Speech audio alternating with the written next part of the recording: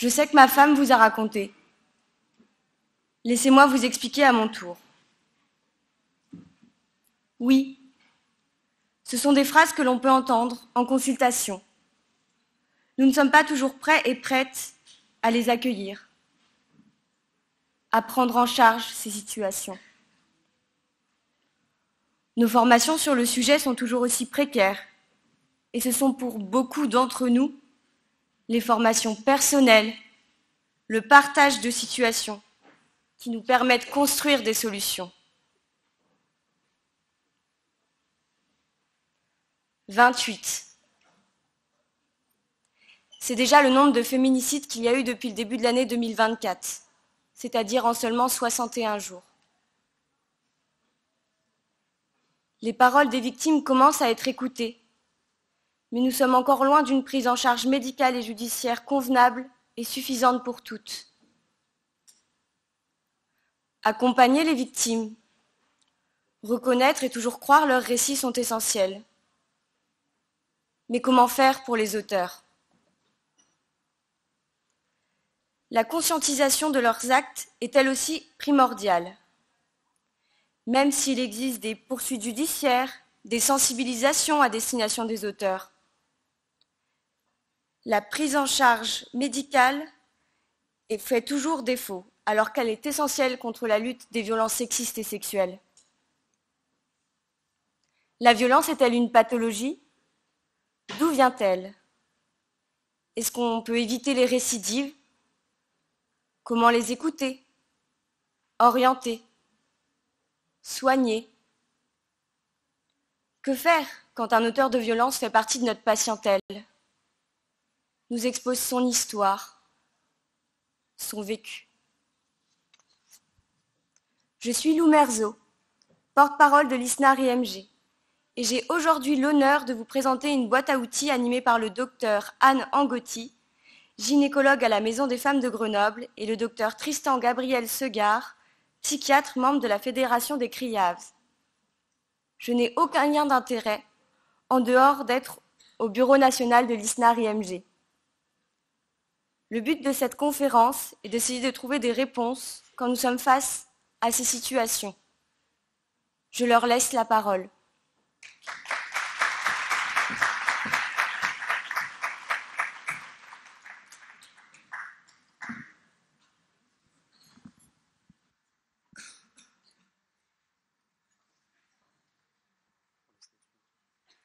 Bonjour à tous. Donc, je suis le docteur Gabriel, je suis médecin psychiatre à Saint-Étienne. J'ai une expérience dans la prise en charge principalement des auteurs de violences sexuelles. Je travaille en milieu carcéral depuis 7 ans et je suis spécialisé pour les auteurs de violences sexuelles depuis 5 ans maintenant.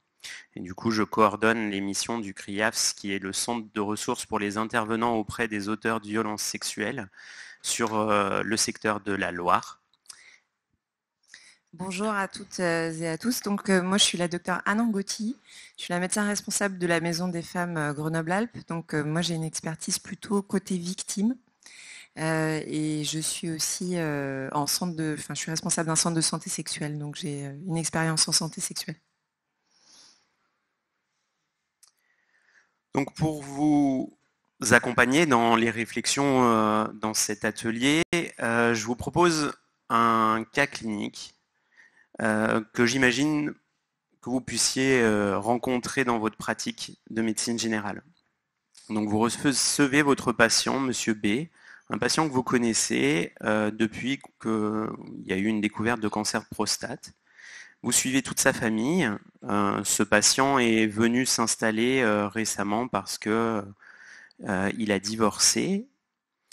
Vous renouvelez son traitement tous les 3 mois et vous obtenez, lors d'une consultation avec sa fille, la révélation de faits de nature sexuelle qui ont été commis sur le fils de sa fille, donc son petit-fils, des faits d'agression sexuelle.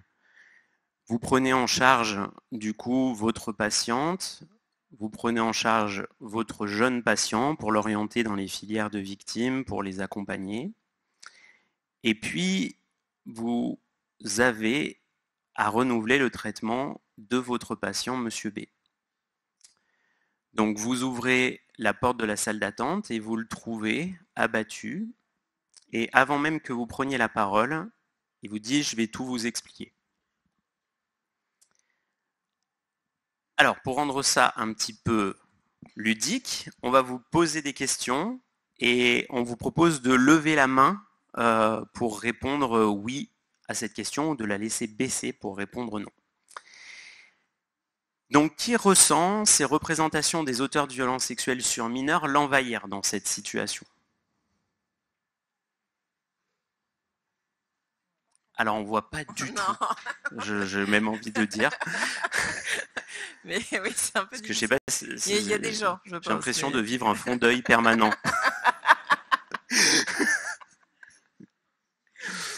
Ok. Faudrait que vous ayez des lumières. Mais... En tout cas, il y a une trentaine de personnes. Ouais. Ah, bonne idée, avec la lumière, on voit mieux. Merci. Bravo. Ça fait ambiance concert en plus. C'est trop classe.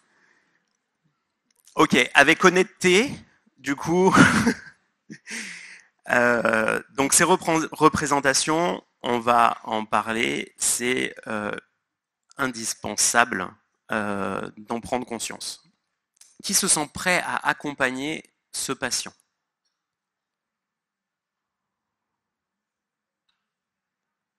Ok. Il y a quand même quoi, une trentaine? Ouais.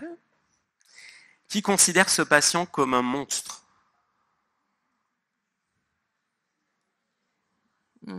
Ok.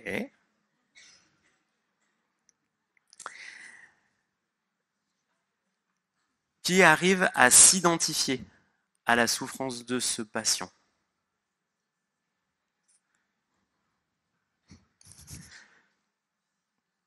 Ok. Pour qui investissez-vous la prise en charge? Alors, qui veut s'investir dans la prise en charge pour l'auteur, pour votre patient?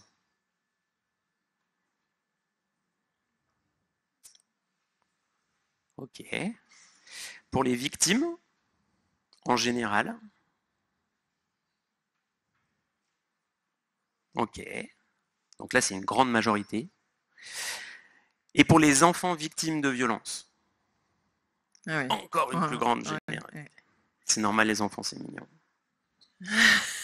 C'est comme pour l'autisme, c'est toujours plus mignon quand c'est un enfant que quand c'est un adulte de 30 ans ingérable. Alors, nos représentations autour des auteurs de violences et notamment des auteurs de violences sexuelles, on peut les modéliser selon ces 4 cases. Souvent, on les considère comme des monstres, comme des personnes qui ont perdu leur humanité, des aliens, parce que ce qui nous rapporte, nos représentations de ce qu'ils ont fait sont impensables. Quand on parle de l'inceste, un passage à l'acte de viol d'un père sur sa fille, c'est quelque chose qui est difficilement mentalisable, difficilement pensable. Du coup, la réaction psychologique adaptée, c'est la sidération. Et la sidération, elle permet de nous protéger et de mettre à distance. Et c'est en partie ce phénomène qui fait qu'on le considère comme non humain parce que ne partageant pas les caractères communs avec soi. On peut, en fonction de la personne devant qui on est, le considérer aussi comme un malade. Et c'est souvent, par exemple, la justice qui donne cette image, en disant oui, mais les personnes qui ont commis des faits, c'est pas normal de commettre des faits de violence. Et du coup, si c'est pas normal, le problème de la normale, c'est que souvent, on l'explique par un problème médical, et on dit que ce qui n'est pas normal peut redevenir normal, et du coup, on peut le soigner. C'est surtout sous cette dynamique qu'a été créée les mesures d'obligation de soins et les mesures d'injonction de soins, en disant que finalement, si c'est des comportements pas normaux, des troubles du comportement, ça revient à la psychiatrie, et du coup, c'est aux médecins psychiatres de soigner les gens pour qu'ils reviennent. Et puis on se questionne aussi sur les troubles mentaux qui altèrent les capacités de discernement. et dans quelle mesure une personne était en pleine conscience de la commission des faits au moment où les faits ont été commis. Et ça, c'est une question éminemment judiciaire, puisque pour pouvoir juger des faits, il faut que la personne soit en pleine conscience de la commission de ces faits, sinon on ne peut pas juger responsable quelqu'un, donc on ne peut pas lui appliquer une peine. Donc ça, c'est une considération que souvent on prend pour nous du corps médical, en disant oui, mais bon, peut-être que... En fait, ce n'est pas notre rôle, ce n'est pas notre travail, ça ne concerne que la justice. Parce que la justice, ce qu'elle veut savoir, c'est si la personne est responsable ou pas responsable, parce que derrière, elle va avoir du travail ou pas de travail. Donc c'est son seul rôle. On peut des fois s'identifier aussi à l'auteur de violence. Moi, en travaillant en prison, en ayant des traits de personnalité un petit peu antisociaux, il y a souvent des patients avec qui quand même je peux m'identifier sur leur réactivité, leur hyper-réactivité. Et du coup, on peut ressentir cette image de miroir, se dire, cette personne, elle a peut-être pas les capacités que j'ai de me retenir, et elle est passée à l'acte. Mais je reconnais des choses chez elle. Je reconnais des traits qui sont bien enfouis en moi, ou alors que j'arrive à contenir. Et du coup, ça nous ramène aussi à un peu de stupeur en se disant, mais ces comportements, ils existent. Et finalement, on a tous le potentiel. Et puis enfin, on a des personnes qui commettent des faits et qui sont plutôt en situation de fragilité, où on se dit, avec tout ce qu'il a vécu, avec son histoire, son bagage, avec sa déficience mentale, peut-être qu'il ne pouvait pas faire autrement. Quand moi je reçois des auteurs de violences qui ont été commis dans des EHPAD où la personne a un syndrome frontal et dément, est passé à l'acte sur une autre personne démente, je la mets plutôt dans cette catégorie. Le risque, c'est la minimisation des faits, de la nature des faits, et ça ne concerne pas que la justice, ça concerne aussi l'accompagnant, parce que si on minimise les faits, on ne va pas aider l'auteur. Au-delà de ça, ce qui va influencer notre regard et le choix dans lequel on va se positionner dans ces 4 cases, c'est le contexte dans lequel on va rencontrer la personne et le contexte dans lequel on va comprendre les faits. Si le contexte est fort, on va s'intéresser essentiellement à la personne et du coup, on va voir la dangerosité de la personne comme quelque chose venant de l'extérieur. Donc ça veut dire qu'on va prendre en compte principalement l'environnement et dire, dans cette famille, il y avait plein de problèmes déjà, donc c'est normal que ça aille jusqu'à la violence. Au contraire, si les faits sont très violents, la plupart du temps, ou c'est des faits assez surprenants, on va dire, dans leur nature, dans leur criminologie, on va dire qu'il y a un contexte faible et on va plutôt s'attacher à la personne et à l'auteur qui a commis les faits pour pouvoir en comprendre la nature. Et la dangerosité, elle va plutôt être ramenée à des facteurs internes, ou en criminologie, on appelle ça des facteurs statiques, des choses qui sont inhérentes à la personne et qui existent dans la personne et qui ne changeront pas.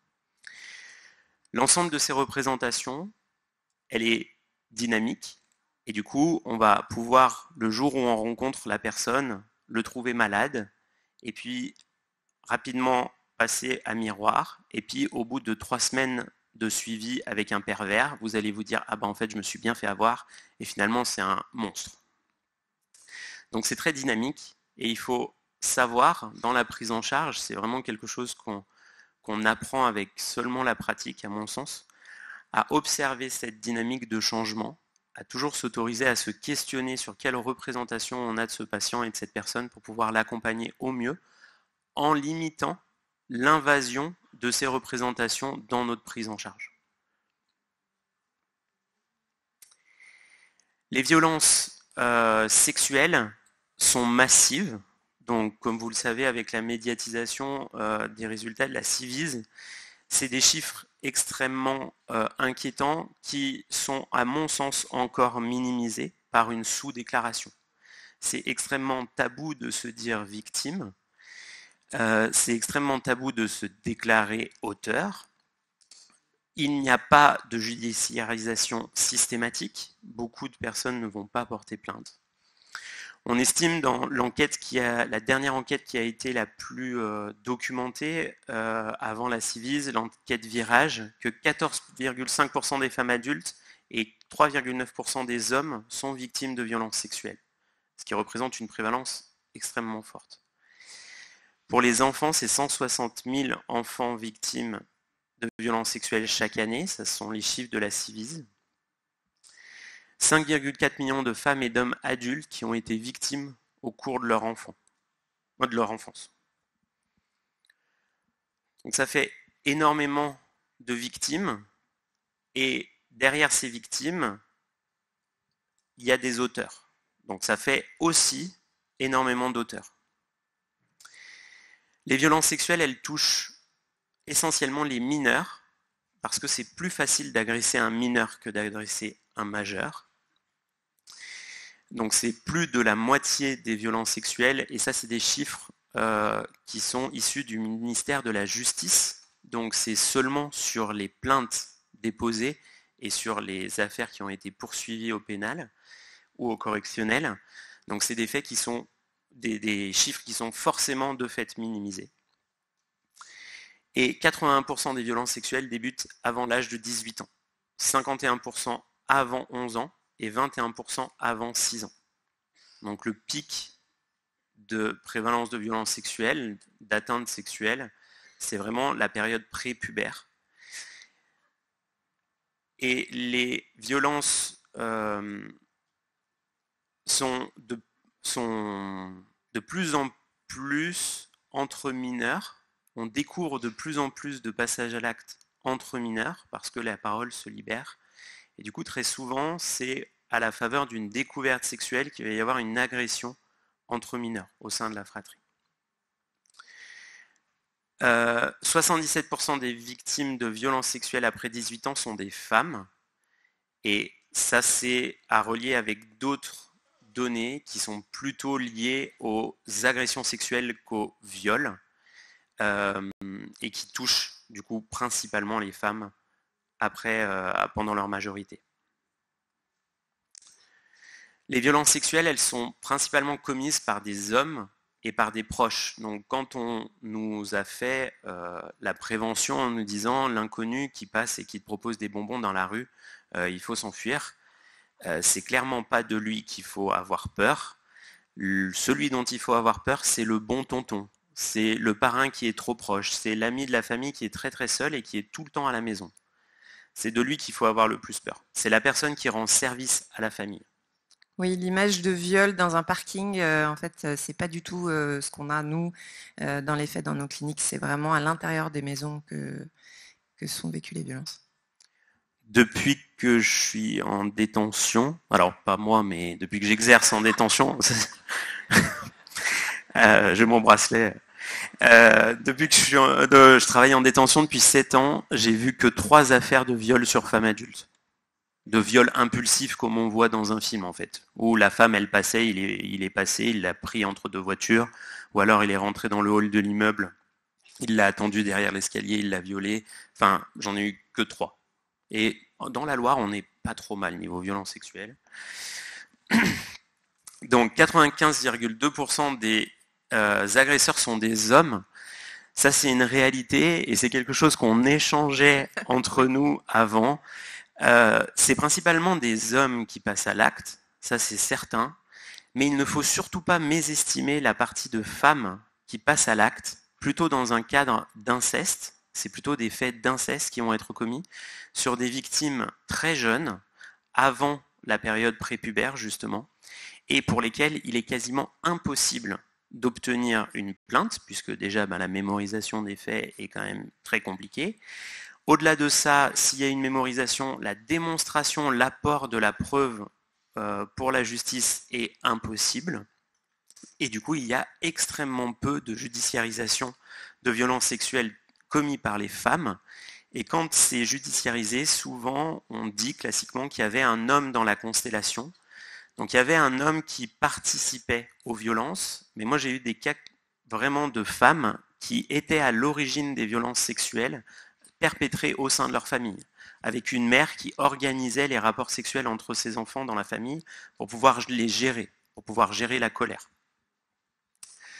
Donc il ne faut surtout pas mésestimer cette part et ne pas penser que seuls les hommes commettent des violences, notamment des violences sexuelles. 91% des viols ou des tentatives sont perpétrés par des proches et la plupart du temps, les victimes connaissent leur agresseur. C'est extrêmement rare quand elles ne le connaissent pas. Et pourtant, ce ne sont pas les représentations qui sont véhiculées et qu'on a. Et une grande part des mineurs sont auteurs sur des viols de mineurs, donc vraiment avec plutôt les tranches d'âge, je dirais que c'est victime 10 ans et agresseur 13-14 ans. Et pour les agressions sexuelles, c'est des victimes beaucoup plus jeunes, entre 4 et 8 ans, et avec des agresseurs qui sont entre 8 et 13 ans, à peu près. Donc les mineurs entre eux, c'est quelque chose qui est de plus en plus repéré, qui est de plus en plus judiciarisé aussi, parce qu'il y a eu une révision du code pénal des mineurs, de la procédure, et il va y avoir la mise en œuvre, alors progressive sur les territoires en fonction du dispositif sur le territoire, de missions santé, qui sont l'équivalent d'une obligation de soins chez les adultes auteurs de violences. Les violences sexuelles sont peu déclarées ou non déclarées et très peu condamnées. Là, il n'y a que 7% des plaintes pour violences sexuelles qui aboutissent à une condamnation. Et ça, c'est de fait, parce que la difficulté pour notre système judiciaire, c'est que c'est à la justice d'apporter la preuve de la commission des faits, et qu'en matière de crimes sexuels, il faut apporter des preuves importantes et difficiles à obtenir. Donc, je pense que Anne connaît bien ça, mais dès que quelqu'un vous dit qu'il a été victime, c'est à ce moment-là qu'il faut immédiatement faire des examens, immédiatement recueillir le maximum de preuves qui pourront l'amener à judiciariser les choses. La judiciarisation, ce n'est pas une obligation. Par contre, l'apport de preuves est extrêmement difficile pour la justice et les procureurs avec lesquels je travaille nous disent que la plupart du temps, ils sont obligés d'abandonner, de dire qu'il y a non-lieu, donc il n'y a pas lieu à condamnation par défaut de preuves, parce qu'ils ne sont pas en capacité d'apporter les preuves. Juste, j'en profite pour dire quelque chose qu'après je vais oublier. Il existe une ALD pour les personnes qui ont vécu des violences sexuelles dans l'enfance. Cette ALD, tout le monde peut la faire. Et elle ne nécessite pas de dépôt de plainte, elle ne nécessite pas de condamnation. Il suffit que la personne vous rapporte des faits de violences sexuelles. Dans les faits de violences sexuelles, on a les mutilations sexuelles, les mariages forcés, les violences sexuelles. Donc n'hésitez pas à la faire parce que d'abord, c'est une prise en charge à 100% de tous les soins et ensuite, ça donne une reconnaissance sociétale à la personne. Ça dit, d'une certaine manière, la société reconnaît les violences que vous avez vécues et reconnaît que ça a des conséquences pour votre santé et va vous accompagner dans cette prise en charge. Et pour les chiffres, enfin, 81% des adultes qui sont victimes ne se déplacent pas. Et je pense qu'on a tous été victimes de faits au minimum d'agressions sexuelles, j'espère, qui n'ont pas été déclarés en tant que tels. Parce que finalement, on nous a appris qu'une main sur les fesses, oh, bah, c'est pas grave, ça va aller. Une main sur la hanche, c'est pareil, on va pas aller jusqu'à judiciariser ça. Hors du cadre familial, dans 70% des cas, dans la famille, la victime est mineure et c'est 76% pour les victimes majeures. Donc ça, c'est plus... pour vous donner l'énorme proportion des mineurs agressés.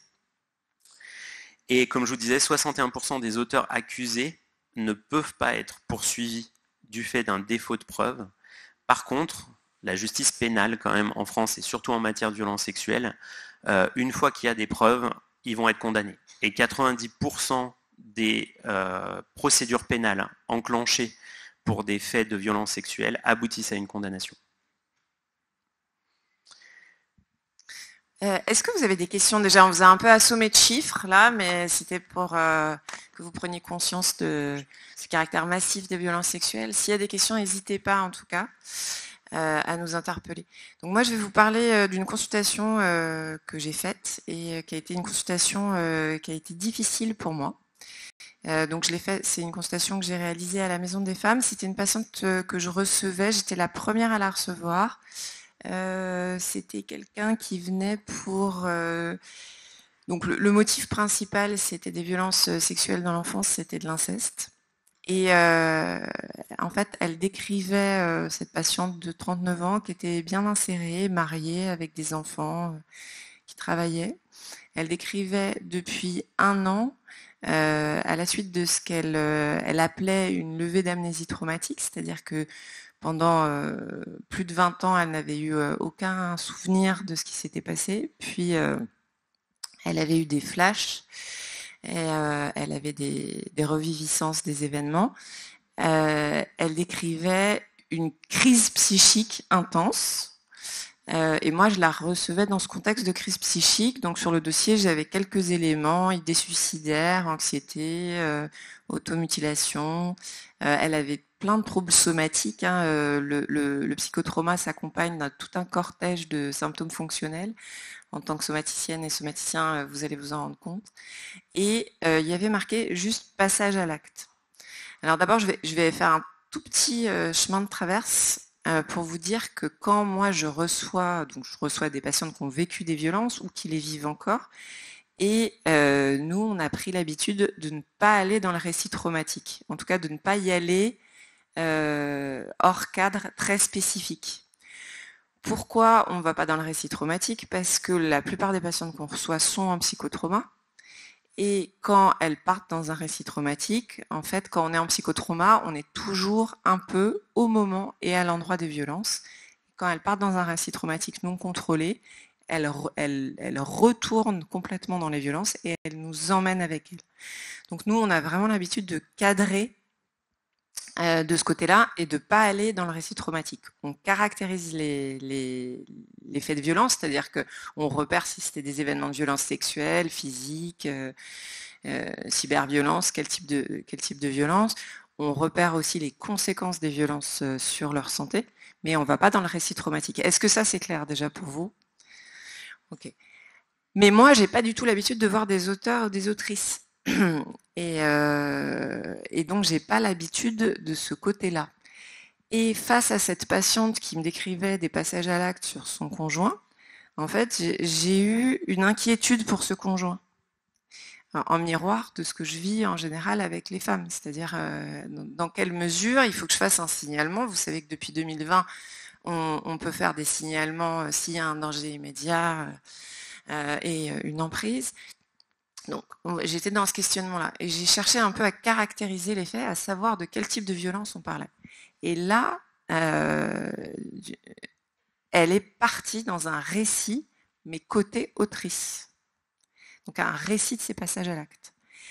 Et qui a été extrêmement difficile pour moi. Et franchement, je pense qu'elle a été aussi très délétère pour elle. Parce que en fait, elle est repartie elle-même dans un moment assez traumatique. Et du coup, après, j'ai appelé Tristan, ou je sais pas, enfin, on s'est eu au téléphone pour présenter cette présentation, pour parler de cette présentation. Et en fait, tu m'as expliqué que c'était quelque chose qui arrivait régulièrement. Et voilà. Et donc, ça a été un moment assez difficile et j'avais envie de le partager avec vous parce que on s'est dit que ça pouvait arriver dans vos pratiques et on va vous donner quelques pistes. Donc, on a quelques... Et c'était compliqué en plus parce que cette femme, elle avait vécu de l'inceste. Elle était en grande souffrance. Et ce qu'elle me disait sans cesse, c'était « Moi, j'ai tellement souffert, il ne comprend pas. Et je lui en veux et j'ai envie de lui faire du mal. » Et c'était vraiment, ça me mettait à un endroit assez compliqué. Alors, du coup, on a des questions par rapport à ça. Est-ce qu'il vous est plus facile de vous identifier à la souffrance dans cette situation? Est-ce que on peut avoir les lumières des téléphones?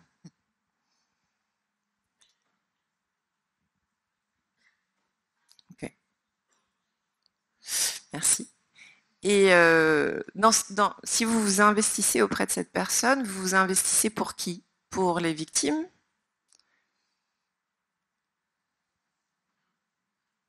Ok, merci. L'autrice? Ouais. La victime de violence conjugale, le conjoint? Ok, merci.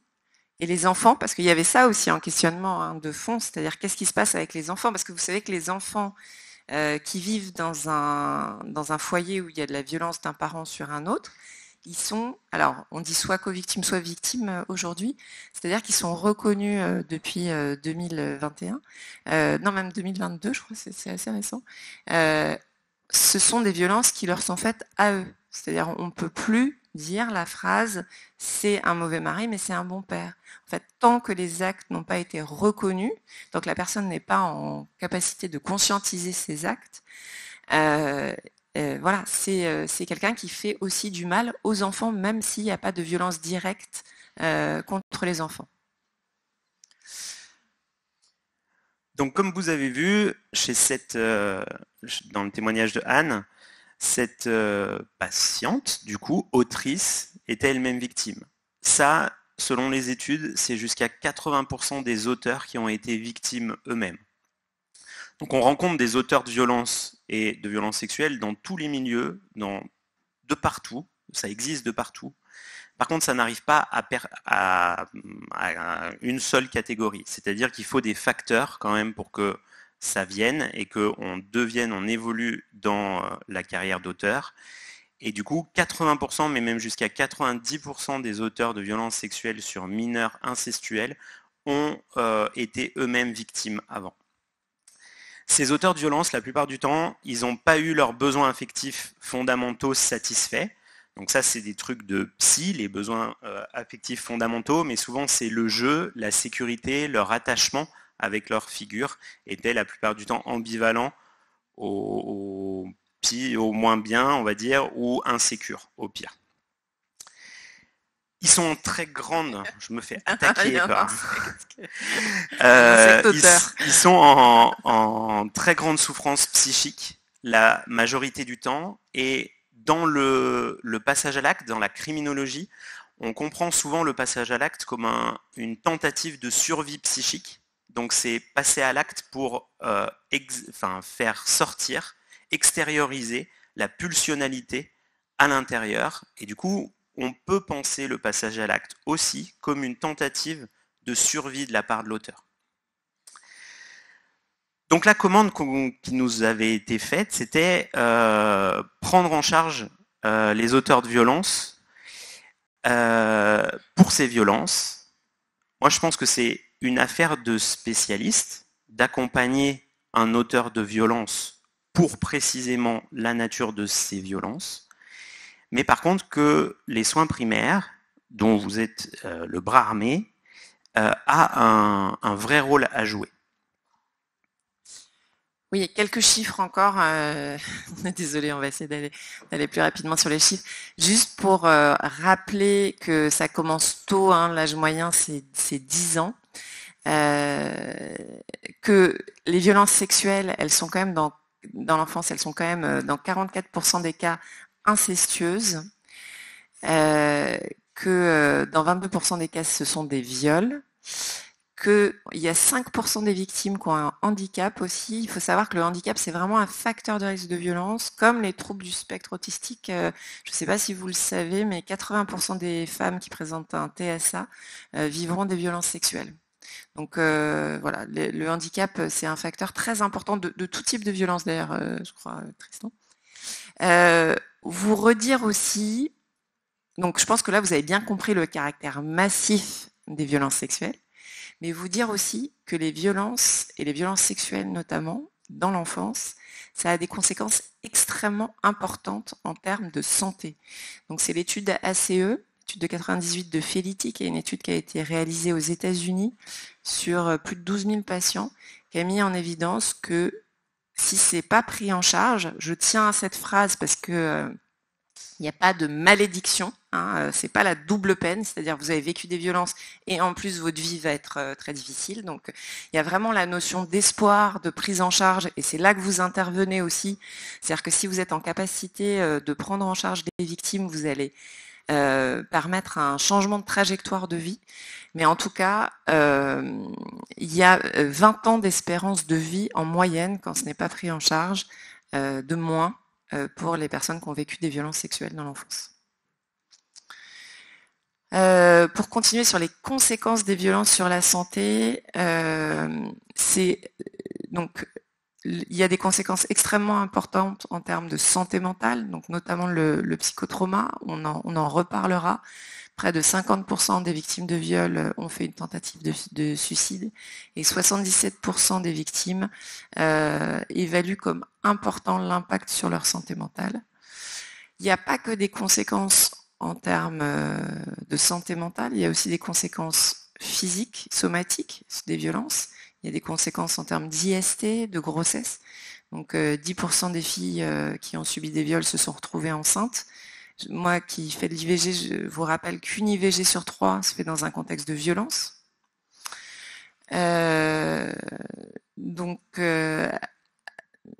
Avoir subi des violences dans l'enfance, c'est ce que nous dit aussi l'étude de Felitti, c'est le déterminant principal de la santé, même 50 ans après.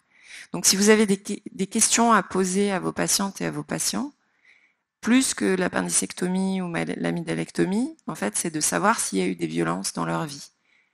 Et vous savez, depuis l'HAS 2019, ça fait partie, ce questionnement-là, pour toutes les femmes en soins primaires, ça fait partie normalement de votre examen. Il y a un autre point qui est important, c'est que les professionnels de santé sont peu formés sur le sujet, à la fois en termes de prévalence des violences, mais en termes des conséquences des violences sur la santé. Et 79% des professionnels de santé ne font pas le lien entre les violences et l'état de santé des victimes. Donc c'est aussi pour ça qu'on est là ce matin. Alors, un mot sur un schéma un peu compliqué qu'on a essayé de faire avec Pierre. Pierre, c'est le coordinateur de la Maison des Femmes, qui tente de synthétiser les conséquences des violences sur la santé. Donc, quand un événement fait violence, il peut provoquer un trauma. Un trauma, c'est quand les ressources internes d'un sujet sont dépassées. C'est quand ça peut arriver quand on est confronté à la possibilité de sa mort, à une menace de mort, à une menace de son intégrité physique ou mentale. Ça n'arrive pas systématiquement. C'est-à-dire que on peut vivre un événement de violence, notamment quand il n'y a pas d'intentionnalité, un tsunami, un accident de voiture, et ne pas être en trauma. Ce qu'il faut savoir, c'est que plus ça sera des violences interhumaines, plus elles seront précoces et répétées, plus elles seront méconnues et tues, plus elles seront réalisées par quelqu'un qui vit dans le foyer ou par une figure d'attachement, plus il y aura un risque de trauma. Si l'état de trauma dure plus d'un mois, on parle d'état de stress post-traumatique. Pendant le premier mois, il s'agit d'un stress aigu.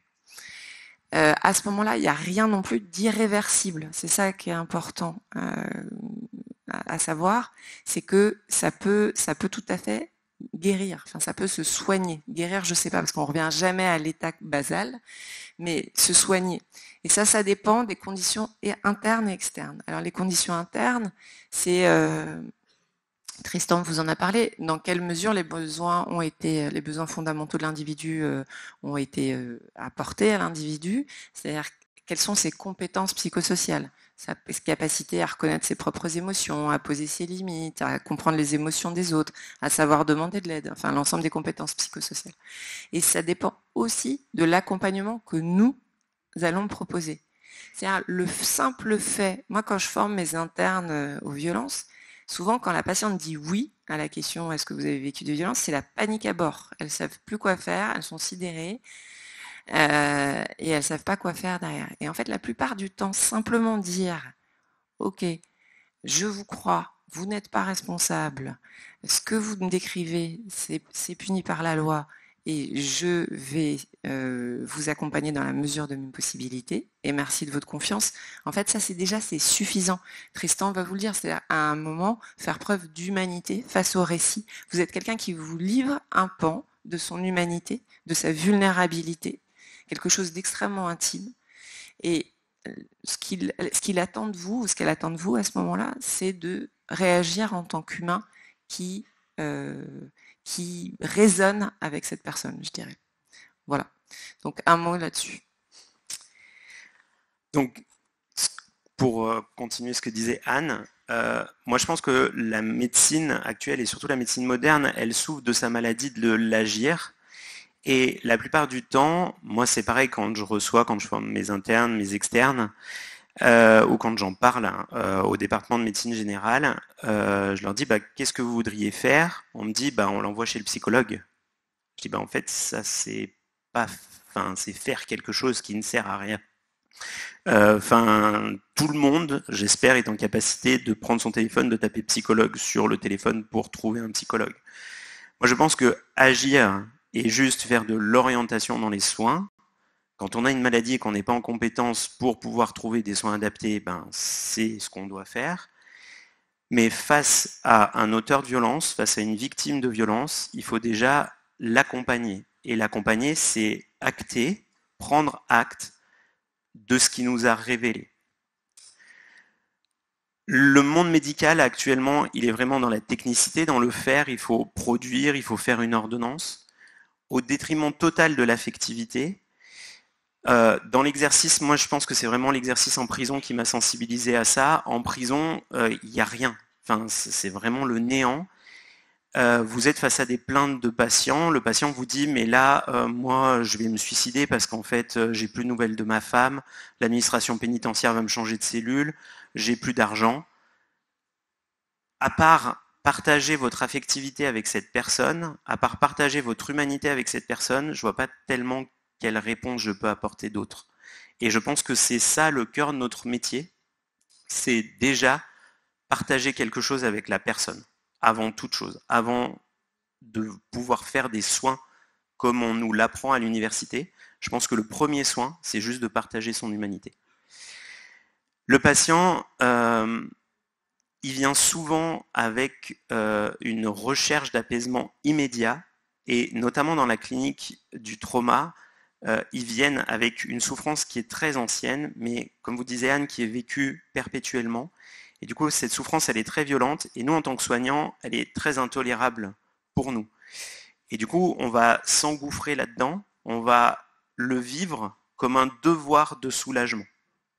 Et très souvent, je pense que c'est aussi ce que vous avez pu vivre dans les situations qu'on vous a racontées, on a envie de faire quelque chose pour les gens. Parfois, même la plupart du temps, c'est pas de faire qu'il s'agit, c'est juste d'écouter et de prendre acte.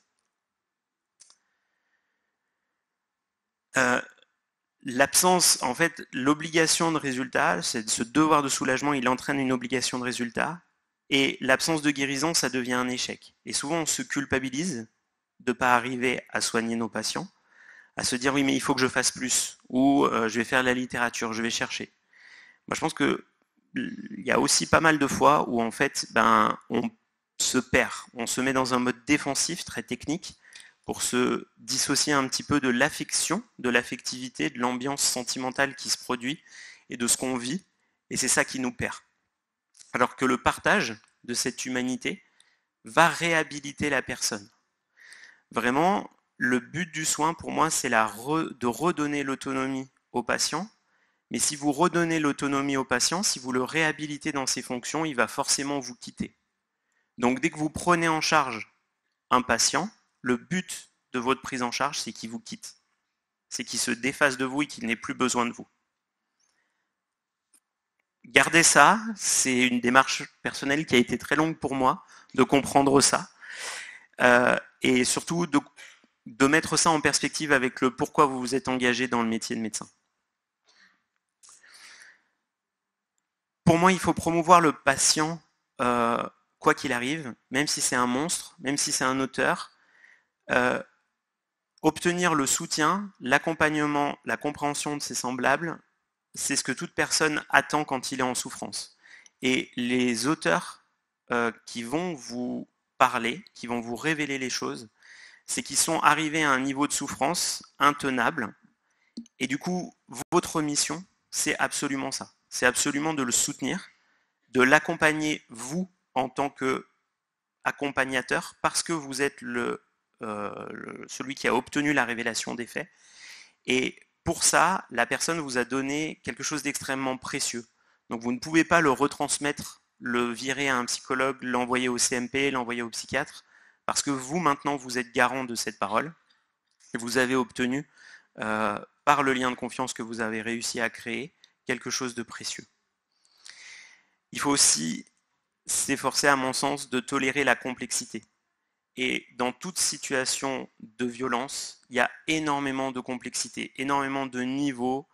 Il y a les enfants, il y a les parents, il y a le travail, il y a les ressources sociales, il y a énormément de choses. Si vous dites « non, mais on va déjà faire du tri », vous n'accompagnez pas la personne. L'accompagner, c'est vraiment prendre en compte l'intégralité de ces problématiques et que cette complexité, en fait, elle est de fait de notre humanité. Alors on a perdu le lien parce qu'on est trop loin. On est trop long ? On est trop long.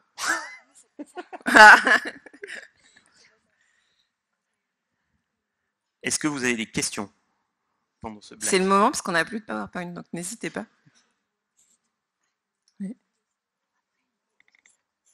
Bonjour, à votre gauche. Là, à gauche, je m'appelle Léa, je suis interne en médecine générale à Amiens et vous parliez des violences faites entre mineurs et j'aurais aimé savoir dans la prise en charge, qu'est-ce qu'on doit chercher pour expliquer ces agissements entre mineurs, surtout à l'école primaire en pré-pubertaire. Alors, on va avancer, mais pour moi, ce n'est pas votre travail de chercher. Chercher qu'est-ce qui s'est passé, le pourquoi ça s'est passé, ça pour le coup c'est une affaire de spécialiste. Vous en tant qu'intervenant de soins primaires, votre travail c'est d'accompagner l'ensemble des acteurs qui sont impliqués là-dedans. Et les accompagner, c'est les soutenir. S'il s'est passé des violences, moi je ne peux pas concevoir l'idée qu'il y ait des violences entre mineurs sans qu'il y ait quelque chose de transgénérationnel et d'incestuel au sein de la famille. Sauf que la thérapie familiale à faire dans une famille incestuelle, c'est pas vous qui allez la faire. Votre travail, par contre, c'est de repérer les signes de souffrance chez ces mineurs, de faire un signalement auquel cas où vous voyez que les mineurs sont en danger immédiat, c'est un signalement. Si vous trouvez que y a quand même des soucis, il faut faire une information préoccupante. Ça, c'est votre rôle. Par contre, comprendre ce qui s'est passé, accompagner à la judiciarisation, mettre des mesures éducatives pour les parents pour que ça se passe mieux dans la famille, c'est pas votre travail. Du coup, on reprend. Donc c'est un peu ce que j'étais en train de dire. Soigner l'auteur, pour moi, c'est la fin de la chaîne. En fait, soigner l'auteur, c'est ce que j'essaye de faire. C'est les soins pénalement obligés, c'est l'injonction de soins, c'est une fois qu'ils ont été condamnés, c'est en prévention. Moi, je suis formé à la criminologie. Je travaille quotidiennement avec le tribunal de mon ressort. C'est vraiment une affaire de spécialistes parce qu'il faut des connaissances particulières sur la criminologie pour accompagner les auteurs dans la compréhension de ce qu'ils ont fait, mais aussi parce qu'il faut avoir choisi de faire ça. Ce que Anne a vécu, les récits traumatiques, moi je le vis, mon mardi, c'est toute la journée des auteurs de violences sexuelles sur mineurs.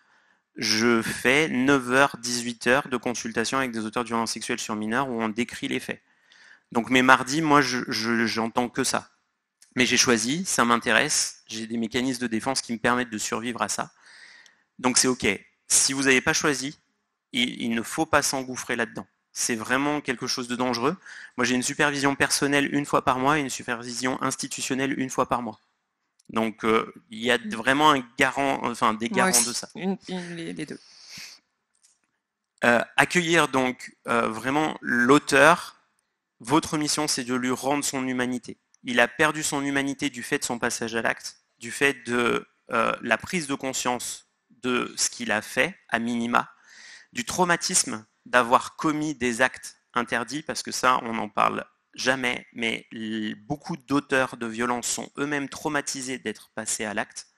On voit ça essentiellement sur les meurtres, parce que c'est plus direct et c'est plus impulsif, mais dans les violences sexuelles aussi, c'est très fréquent.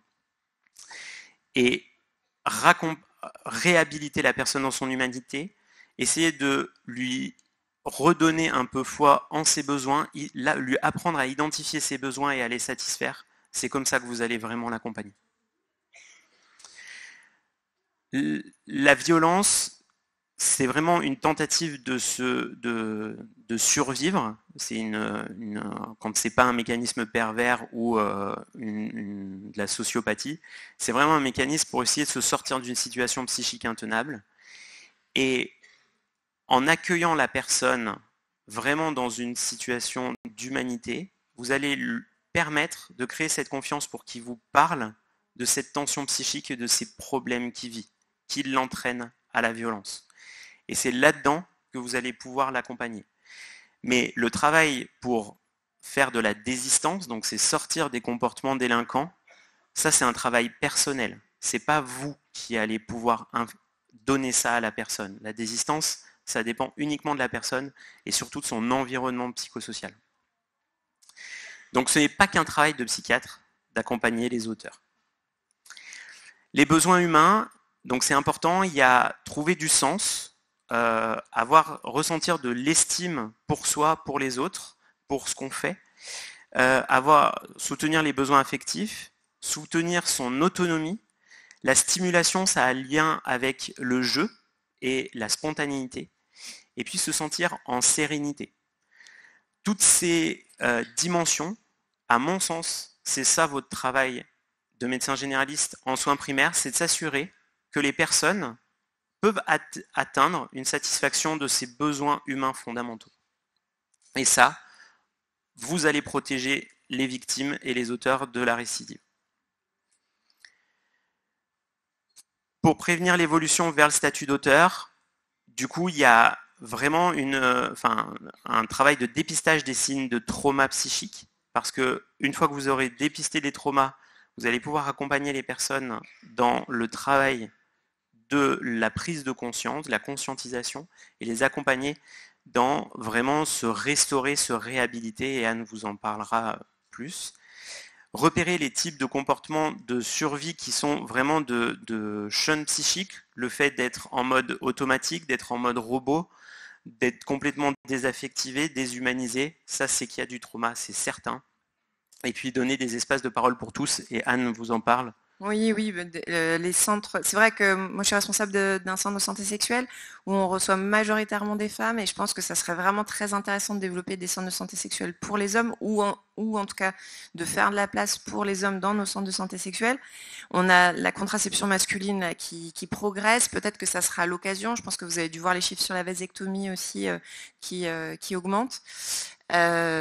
Et on fait aussi des interventions dans les collèges et les lycées, mais aussi en milieu pénitentiaire. Je pense que ces espaces de parole pour les compétences psychosociales, pour la santé sexuelle sont indispensables. Et je vais juste faire un point, je vais jeter mon pavé habituel dans la mare. Je vous rappelle que la pédophilie n'est pas interdite, que ce qui est interdit c'est le passage à l'acte sur mineur et que souffrir d'un trouble paraphilique de type pédophile, la plupart du temps, ça n'amène pas à un passage à l'acte sur mineur. Par contre, ça amène à des conduites suicidaires extrêmement fréquentes, à de l'autodestruction, à des addictions. Donc, questionnez aussi sur, quand vous faites votre anamnèse sexologique, questionnez sur l'excitation ou s'il y a des déviances. Moi, je pose la question à mes patients en disant, est-ce que vous avez des excitations qui peuvent être considérées comme étranges ? C'est moins stigmatisant que dire est-ce que vous avez déjà eu une érection devant une photo de mineur. Eh bien, ça c'est vraiment offrir un espace de parole. La paraphilie, ça s'accompagne, surtout s'il y a une souffrance associée. Et les services de psychiatrie sont assez peu compétents pour faire ça. Par contre, les CRIAFS vont vous aider, il y en a un dans chaque région. Et les CRIAS vont vraiment vous aider pour accompagner ces troubles paraphiliques qui sont à extrêmement haut risque pour le sujet. Oui, juste un rappel de l'HAS 2011 et de la nécessité de faire des signalements. Alors l'HAS ne nous aide pas complètement en nous disant en cas de forte présomption de maltraitance sexuelle, histoire claire. Donc je ne sais pas si tu as déjà vécu une histoire claire dans un récit chez quelqu'un qui est en psychotrauma, mais enfin moi pas vraiment. Un examen clinique anormal et ou présence d'une IST, histoire très récente, et si le mineur est toujours en contact avec l'auteur rapporté. Là il y a donc il faut réaliser un signalement si en votre âme et conscience vous pensez que le mineur est en danger. Et vous avez aussi la possibilité, quand il ne s'agit pas d'un crime, quand il ne s'agit pas de violence sexuelle, de réaliser des informations préoccupantes. Tu voulais rajouter quelque chose? En gros, moi, quand je transmets ça, il faut vous dire que si vous avez un sentiment de danger immédiat pour la personne et que la personne doit être protégée maintenant pour pas qu'elle subisse de violence, ça, c'est un signalement. Si tous les autres cas, ça relève d'une information préoccupante. Si vous envoyez trop de signalements au procureur, ça met trop de temps, parce que tous les signalements doivent être traités par le parquet, ça met trop de temps à être traité.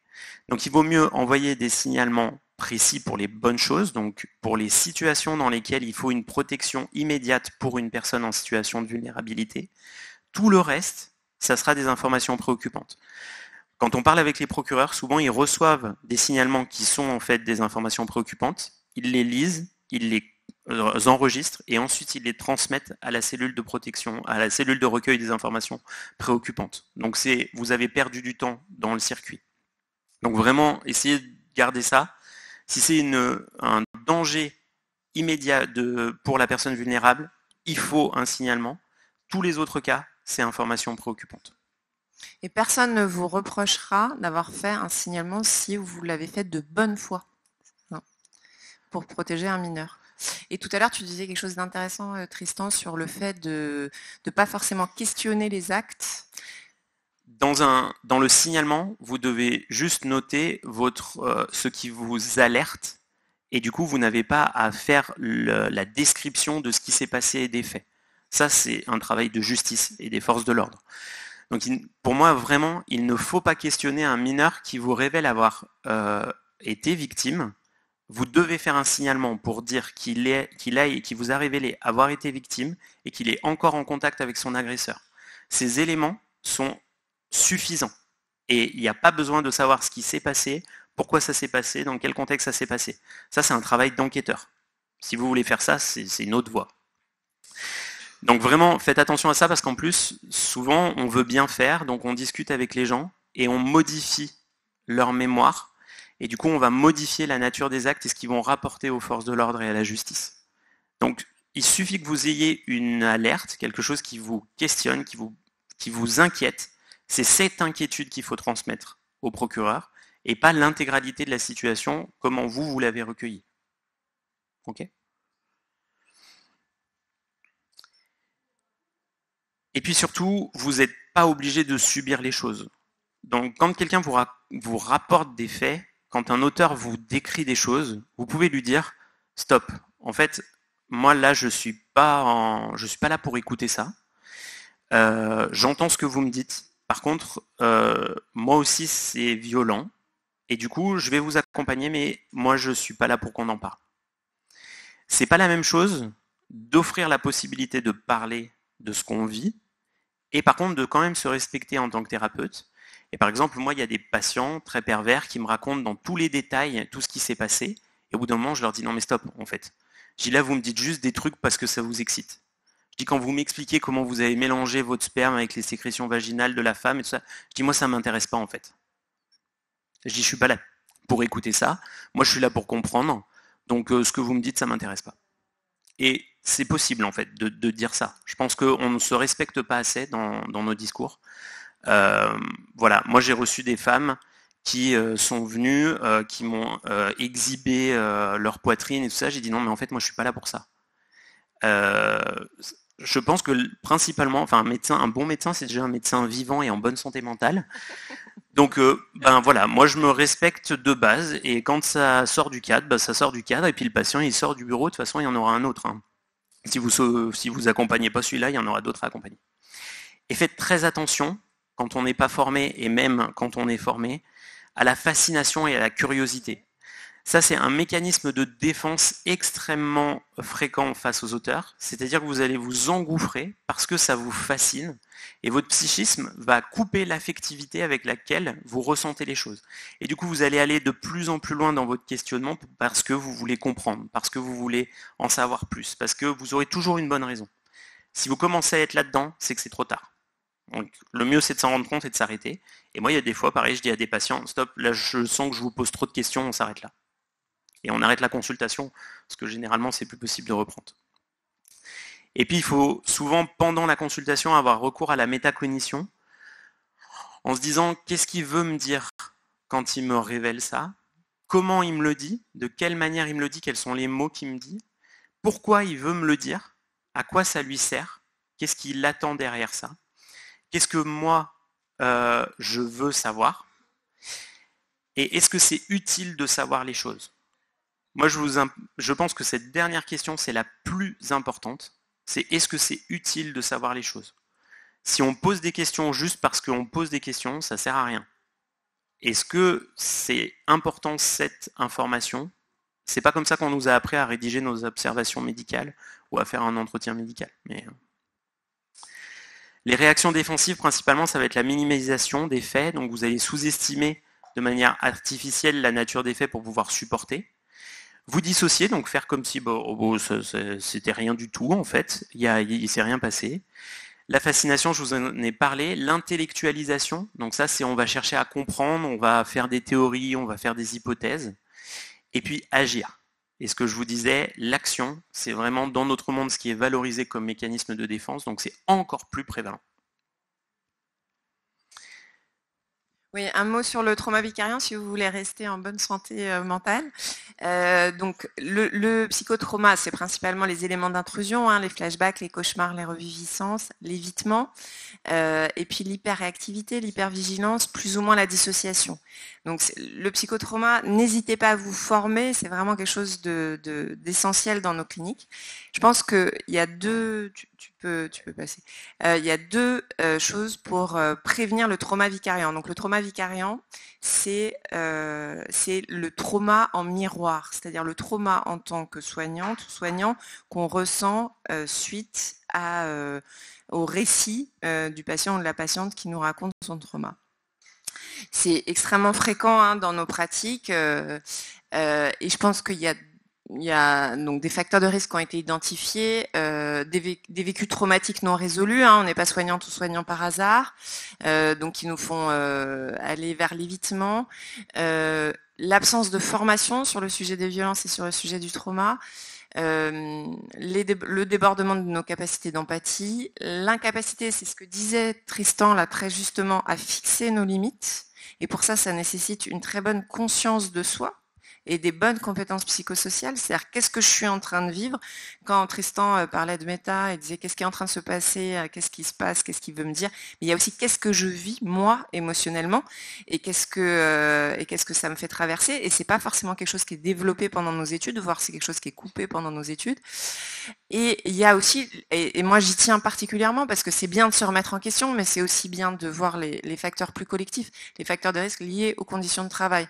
Quand on a une charge de travail trop importante, qu'il y a un fonctionnement de l'équipe qui est délétère, qu'il y a peu de soutien, peu de communication, qu'il y a des conflits, que la position du manager elle est extrêmement descendante, qu'il est extrêmement contrôlant et qu'il y a un manque de soutien, tout ça, ça va favoriser le trauma vicariant. Donc soyez en alerte sur le sujet. Si vous voyez que vous avez des signes de trauma, et je pense qu'il y a vraiment deux pistes pour ça. Donc on parlait des supervisions, il y a tout ce qui va permettre la plus grande conscience, la conscience de ce qui est en train de se passer. Il y a aussi toutes les boîtes à outils de ressources, et il y a le fait de se faire accompagner à tous les niveaux, c'est-à-dire d'être accompagné en supervision, mais d'être accompagné aussi autour des dossiers, parce que Souvent, je compare les prises en charge des personnes qui vivent des violences à quelqu'un qui tombe d'un étage. Quand on est tout seul à essayer de recevoir quelqu'un qui tombe d'un étage, eh ben, on n'arrive pas à le récupérer. Par contre, quand on est une vingtaine, chacun à la bonne place avec un drap, on y arrive mieux. Voilà. Donc pour enfoncer une nouvelle fois le clou, vous n'êtes pas juge, ou alors vous vous êtes trompé d'études et il faut faire l'ENM. Vous n'êtes pas justicier ou justicière non plus, donc on n'est pas là pour caractériser les faits, on n'est pas là pour dénoncer les faits. Moi, plein de patients m'ont révélé des faits, en fait. Moi, je ne dénonce pas ces faits, en fait. C'est pas mon travail. Je n'agis pas pour l'ordre public. J'agis pour la santé de la personne que j'ai dans mon bureau.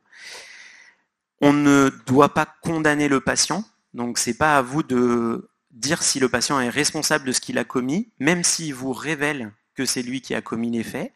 Je ne sais pas si vous connaissez Madame Badawi, mais qui a bien raconté des choses qui ne se sont pas passées et que tout le monde a voulu condamner à défaut. Notre travail dans le lien avec la justice, c'est d'accompagner la personne vers la judiciarisation, vers la conscientisation de ces faits et d'aller se dénoncer à la justice parce que ça va apporter un soulagement. Le fait que ce soit reconnu par la société comme étant interdit, souvent ça va apporter un arrêt du coup des passages à l'acte et surtout un soulagement chez l'auteur. Repositionner constamment le caractère illégal. Donc tout ce que je vous ai dit avant, ça ne veut pas dire qu'on cautionne les faits. Moi, quand un patient me dit oui, en fait, ma petite fille, elle venait se frotter à moi, donc bon, c'est bien qu'elle voulait quelque chose, je dis non. Elle ne voulait rien, en fait. C'est vous qui interprétez qu'elle voulait quelque chose.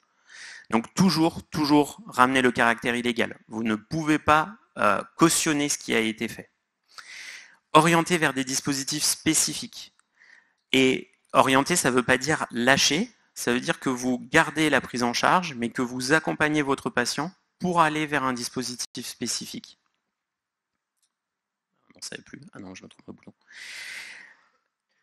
Protéger les actes du passage à l'acte suicidaire, c'est extrêmement fréquent chez les auteurs et notamment au moment de la révélation des faits, il y en a 1 sur 2 qui va faire un passage à l'acte suicidaire. Ce passage à l'acte suicidaire, il est un peu à double tranchant pour nous psy. Soit c'est une vraie prise de conscience de la gravité des faits et donc une vraie volonté lithique, soit c'est un moyen de poursuivre l'emprise sur les victimes et sur la cellule familiale. Mais ça, c'est dans le temps qu'on le repère. Favoriser une réorganisation du système familial, ça ne veut pas dire maintenir les auteurs avec les victimes, ça veut dire prévenir l'isolement de la personne, l'isolement de l'auteur au sein de son système. S'il s'isole, ça augmente le risque suicidaire. Et éviter l'autostigmatisation et le réhumaniser. Tout au long de la procédure judiciaire, la personne n'existe plus. On le qualifie uniquement par la nature des faits pour lesquels il est accusé et ensuite pour les faits contre lesquels il a été condamné. Quand vous êtes en prison, vous perdez votre nom, vous avez un numéro d'écrou. Donc les personnes ne sont plus que des numéros pour l'administration pénitentiaire, donc pour la société. Donc lutter contre la stigmatisation et l'autostigmatisation, c'est en grande partie appeler le patient par son nom de famille, ne serait-ce que ça.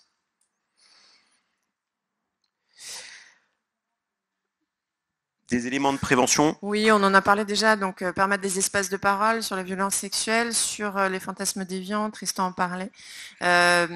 Favoriser l'éducation sexuelle. Normalement, vous savez, les classes ont droit à 3 séances de formation à la vie sexuelle et affective.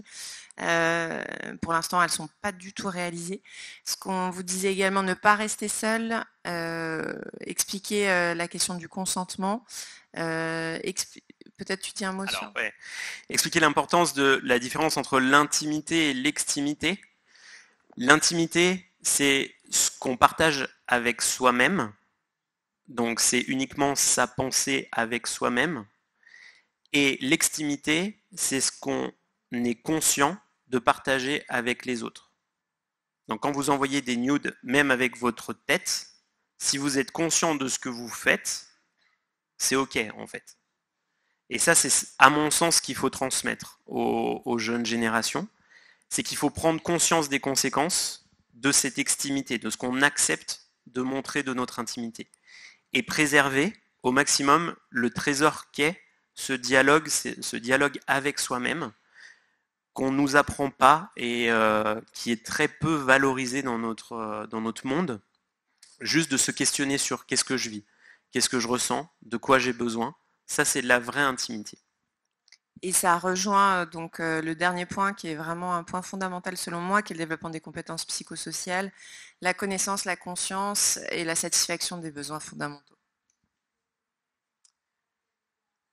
Oui, pour orienter les victimes rapidement, parce que je crois qu'on est extrêmement en retard. Ne pas rester seul, ça je pense que vous aviez bien compris. Quelques pistes pour les mineurs, le 119, les UAPED, enfants sans danger, la CRIP, la cellule de recueil des informations préoccupantes, et le médecin protection de l'enfance de votre département, l'enfant bleu, les PMI. Et pour les majeures victimes, le 3919, les maisons des femmes, on reçoit les patientes au-dessus de 13 ans en général, le service de médecine légale, de gynéco, toutes les associations qui font de l'hébergement du juridique autour des violences, SOS Inceste et les centres de santé sexuelle qui sont des partenaires forts. Et pour les auteurs, du coup, dans les cas de violence conjugale, il y a des dispositifs les dispositifs d'accompagnement aux victimes de violences conjugales accompagnent de plus en plus les auteurs aussi en créant des dispositifs spécifiques. Pour les violences sexuelles et pour les paraphilies, c'est le CRIAFS de votre région, il y en a un dans chaque région de France. Et pour les violences interpersonnelles, il n'y a aucune structure spécialisée. Parce qu'on ne veut pas voir en fait et ça, les c'est violences. Très compliqué. Et du coup, c'est seulement les professionnels de psychiatrie légale que je représente aujourd'hui. On est très peu repérés, on n'est pas fédérés, et le système de santé français, l'offre de soins, préfère que les auteurs, pour ne pas être stigmatisés, soient pris en charge par le système de la psychiatrie générale, qui à mon avis est le meilleur endroit pour être stigmatisé en tant qu'auteur. Vous rappelez, pour terminer, que le soin, pour moi, c'est d'abord de l'humanisme, que promouvoir l'humanisme du soin, en restant soi-même humain, donc en connaissant ses limites, en connaissant ses besoins et en les respectant, c'est comme ça que vous allez aussi transmettre ça à vos patients, qui sont eux aussi des humains.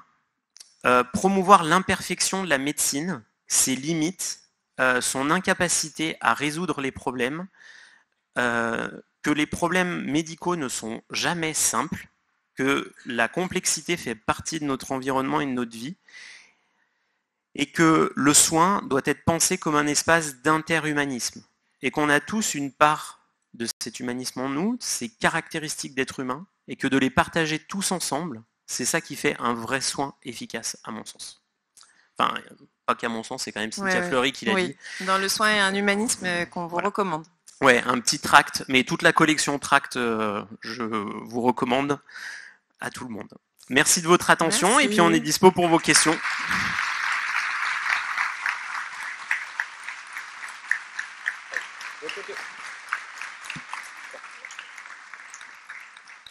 Bonjour. Alors, juste avant, je vais prendre la parole un instant. Merci à vous deux pour cette intervention. Il nous reste 10 minutes. Voilà. J'avais juste une question par rapport au cas particulier des mineurs auteurs de violences.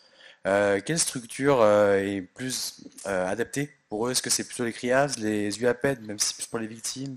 Les CRIAFS prennent en charge... Enfin, les CRIAFS, ça dépend de votre région. Il y en a qui prennent en charge, il y en a qui ne prennent pas en charge. Mais au CRIAFS général en France, à la Fédération française des CRIAFS, il y a de plus en plus de groupes qui se montent sur la clinique spécifique autour des auteurs mineurs. Et vraiment, pour l'orientation dans les soins sur votre territoire, il faut les contacter parce que ça revient à la pédopsychiatrie qui est dans un état de mort encéphalique. Donc voilà, il faut voir quelles sont les personnes qui se sont déclarées auprès du CRIAFS ou quels sont leurs partenaires pour accompagner. J'ai eu le cas récemment et c'était très très compliqué. Toujours. Mais finalement, c'est un CMP qui l'a pris en charge. Ouais. Bonjour, docteur Colombier, je suis médecin généraliste et expert judiciaire. Je vais mettre un petit peu les pieds dans le plat, je suis là. Vous avez parlé de notre rôle en tant que soignants, mais les médecins, et en particulier les médecins généralistes, font d'excellents auteurs de victimes, violences sexuelles, pardon. Dans le ressort de la cour d'appel dont j'ai un peu la responsabilité, j'en vois un par an, ce qui est quand même énorme parce que j'ai 3 petits départements dans ma cour d'appel. Faut pas oublier que vous allez être en contact avec des patients handicapés, des patients fragiles, des patients potentiellement vulnérables et ça peut faire d'excellentes cibles. Donc si vous sentez l'envie de passer à l'acte, n'hésitez pas à vous faire accompagner avant de passer à l'acte parce que malheureusement vous serez potentiellement derrière les barreaux si jamais vous passez à l'acte. Juste pour un dernier chiffre, à partir du 250e de la séance, parmi la salle, là, il y a 10% de personnes qui ont une paraphilie. Voilà. Donc, je vous dis, la paraphilie n'est pas une maladie, d'accord ? Si on aime les chaussures, c'est du fétichisme, ce n'est pas un problème. Par contre, en souffrir, ne pas arriver à avoir une sexualité épanouie sans se faire écraser par des talons aiguilles, et qu'on en souffre, bah ça, on peut vous accompagner. Mais il faut en parler. Bonjour, je suis Claudia, je suis interne de médecine générale à Nancy. Et en fait, moi, j'aurais une petite question pour revenir un peu au premier cas clinique que vous aviez présenté. En l'occurrence, du coup, il s'agissait d'une famille, enfin, c'était l'exemple d'une famille qui était suivie dans le même cabinet de médecine générale. Et moi, je voudrais savoir s'il y avait des outils d'accompagnement pour les soignants justement à cet effet, dans le cas où, par exemple, il y aurait une dénonciation de la part des victimes de maintenir le suivi justement de l'auteur. Alors, pour moi, la bonne attitude, la bonne posture professionnelle, c'est de relayer votre patient. Forcément, au moment où vous allez prendre conscience, vous allez choisir votre camp. Donc, si vous êtes du côté des victimes, vos soins auprès de l'auteur vont changer, vont être impactés par ça, vont être teintés. Si vous avez choisi l'auteur en premier parce que vous l'avez rencontré en premier, vous ne pourrez pas sereinement accompagner les victimes. Et ça, alors pour le coup, en psy, pas grand-chose qui fonctionne, mais ça fonctionne, c'est qu'on peut appeler son collègue en disant « Moi là, je ne suis plus en capacité d'accompagner ce patient, ou je sens que c'est compliqué et que qu'il va y avoir des soucis, est-ce que tu peux le prendre en charge ?» Et ça, c'est très simple. Je ne sais pas en médecine générale si c'est possible, si c'est une pratique qui se fait, mais pour moi, c'est la bonne posture professionnelle. C'est de dire, aujourd'hui, maintenant j'ai conscience de l'entièreté, je ne me sens plus, et il faut utiliser le jeu, hein, parce que sinon, c'est pas honnête, tout simplement. Je ne me sens plus en capacité de vous accompagner de manière optimale, donc je vous renvoie vers un confrère en qui j'ai confiance. Ça, pour moi, c'est la bonne posture professionnelle. Je rejoins Tristan, quand en centre de santé sexuelle, on suit auteur et victime, c'est-à-dire on suit des couples et on se rend compte qu'il y a des violences. Il faut qu'on choisisse une personne, on ne continue pas à suivre les deux personnes, c'est pas possible. Pour vous dire, moi-même, quand je suis de garde aux urgences psychiatriques et que j'ai une victime qui arrive, je la fais voir par mon interne sans moi et je supervise après, parce que moi, quand je vois une victime, je ne vois que l'auteur. Je ne sais plus voir que la victime parce que ça fait 7 ans que je fais que des auteurs en fait. Donc je sais que je ne vais pas être au mieux de mes compétences. Mes compétences ne vont pas servir au mieux mon patient parce qu'il a cette caractéristique de victime. C'est comme moi, j'ai pas d'appétence pour les enfants. Donc les enfants, c'est pareil, je ne les prends pas préférentiellement en charge parce que je sais que mes réserves ne vont pas permettre de mettre au service mes soins de manière optimum. Et ça, je pense que c'est indispensable de se questionner sur quels sont les patients que l'on est au mieux en capacité d'accompagner et d'accompagner ces patients. Bonjour, Morgane Caillot, je suis un médecin remplaçant du côté de Chartres en région centre. Ça tombe très bien cette question-là parce que justement on a eu la situation, nous, dans la maison de santé dans laquelle je remplace, où justement on a eu côté une famille qui s'est déchirée par rapport à ça. Et j'en avais parlé avec le médecin du coup qui voit la famille et je lui avais proposé de voir, du coup moi c'était plutôt l'auteur des violences parce qu'il avait déjà pris parti plus pour les personnes qui avaient été victimes.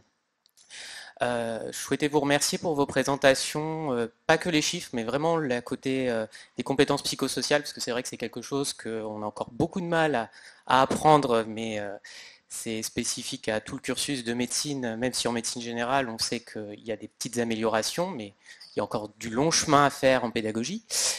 Deux choses que je voulais vous dire. Pour les violences, par rapport à l'HAS que vous dites en 2019 qu'il fallait poser la question, moi, comme j'ai envie de m'installer à l'endroit où je remplace actuellement, je commence à avoir des gens, et ça fait partie de mes questions, de poser littéralement la question des violences, et je le fais préciser, le type à minima, et je fais le stop dont vous avez parlé justement dès qu'il commence à expliquer trop, parce que je sais qu'après je peux me mettre en danger, d'autant plus que j'ai fait un stage en addictologie en centre de cure et où les gens étaient obligés de dire aux médecins une partie de ce qu'ils avaient vécu dans leur vie, mais il fallait qu'on trouve la limite, puisque comme il y avait les psychologues après qui agissaient, l'objectif c'était de savoir juste les éléments déclenchants dans les addictions. Et je rebondis là-dessus pour dire que justement dans la structure en question, on a eu une personne qui avait été victime, mais qui a aussi fait subir à son frère. À ce moment-là, il avait 13 ans, son frère en avait 10. Des violences dans un contexte où les parents étaient très défaillants et où ils ont appris la sexualité ensemble. Ce qui est comme ça que ça a été rapporté. Il avait complètement oublié cette partie-là. Il est tombé dans l'alcool. Et en fait, son frère a fait une déclaration plus tard. Et après, il a eu des réviviscences avec des cauchemars. Et on l'a vu dans ce cadre-là. Moi, je ne le savais pas au début. Et je l'ai su après. Parce que dans le travail de psychothérapie qu'il a fait, au fur et à mesure, il s'est livré. Et il a indiqué qu'effectivement, il avait subi. Mais il a également fait subir et il s'en voulait énormément. Et en fait, pour lui, l'alcool, c'était une façon de se tuer à petit feu pour s'excuser envers son frère. Donc effectivement, c'est assez compliqué dans ces cas-là. Et il ne faut pas hésiter à relayer, à se donner du temps et surtout se poser la question, comme vous avez dit, quelle est la limite que je me mets ? Quelles sont les barrières que je fais, parce que ça reste ça le plus important. Et comme vous l'avez dit, et je vous rejoins tout à fait là-dessus, un bon médecin, pour moi, c'est un médecin qui est en bonne santé. Ça ne sert à rien de suivre des gens si soi-même on ne va pas bien. Ouais, merci pour votre témoignage. Juste pour terminer, comme il y a eu des questions sur les actes commis entre mineurs, la plupart du temps, les actes commis entre mineurs, c'est à cause des parents. Hein. Mais comme beaucoup en pédopsychiatrie, vous voyez le mineur, vous dites oh là là, ça va pas, et puis là vous voyez entrer la mère ou le père et vous dites ah bah c'est bon, j'ai compris. Donc en fait, la prise en charge des violences sexuelles entre mineurs, elle est d'abord la prise en charge des parents, en fait, de manière indispensable. Oui, et puis n'hésitez pas, je reviens à ce que vous disiez, à même prévenir en amont qu'il ne va pas y avoir de récit traumatique. Moi, c'est ce que je fais. J'explique qu'il y a la possibilité de faire un récit traumatique à un autre moment plus tard, dans un cadre quand ça sera possible. Mais je préviens bien en amont. Et ça permet de ne pas se laisser embarquer dans un flot. Et merci pour le lien avec l'addicto, parce que... Merci à vous deux. Le temps, malheureusement, est écoulé pour cette session. Merci d'avoir été présent. Merci pour votre travail au quotidien merci à toi, et de l'avoir partagé avec nous aujourd'hui.